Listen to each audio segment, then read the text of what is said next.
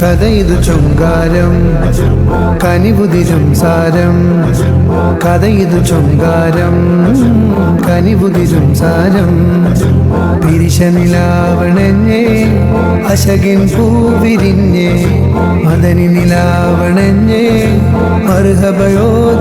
വരുന്നുണ്ട്.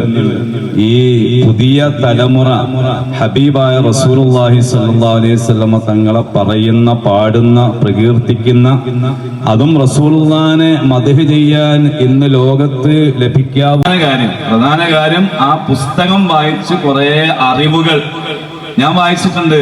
ഹലീമ ബീവിയുടെ പൊന്നുമോൻ എന്ന് പറഞ്ഞ പുസ്തകം റസൂലുള്ളാഹി സ്വല്ലല്ലാഹു അലൈഹി വസല്ലം തങ്ങളുടെ ശൈശവത്തിലുള്ള നല്ല ചരിത്രങ്ങളാണ് അതിൽ എഴുതി വെച്ചിട്ടുള്ളത്. നമ്മളൊക്കെ പഠിച്ചു മനസ്സിലാക്കേണ്ട കുറെ കാര്യങ്ങളാണ്.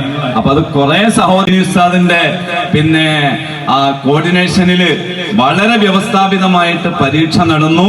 അൽഹംദുലില്ലാഹ് 1ഉം 2ഉം സ്ഥാനം നേടുന്നവർക്ക് ആ മീലാദ് സദസ്സിൽ വെച്ച് പാരിതോഷികം നൽകുമെന്ന് നമ്മൾ നേരത്തെ വാഗ്ദത്തം ചെയ്തതാണ്. അൽഹംദുലില്ലാ അതിവിടെ വെച്ച് നടക്കുകയാണ്. പിന്നെ പങ്കെടുത്ത എല്ലാവരും നമ്മൾ സമ്മാനം ഏർപ്പെടുത്തിയിട്ടുണ്ട്.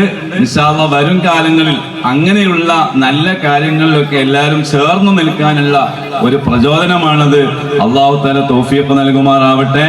ബുക്ക് ടെസ്റ്റിൽ 93% മാർക്ക് നേടി ഒന്നാം സ്ഥാനം കരസ്ഥമാക്കിയത്, രണ്ടാം സ്ഥാനം നേടിയത് ആ നാട് പുണരുന്നേ. അൽ അമീനെ അമീനെ താജദീനെ മൊയിനെ അൽ അമീനെ അമീനെ താജദീനെ മൊയിനെ പുഞ്ചിരിയാൽ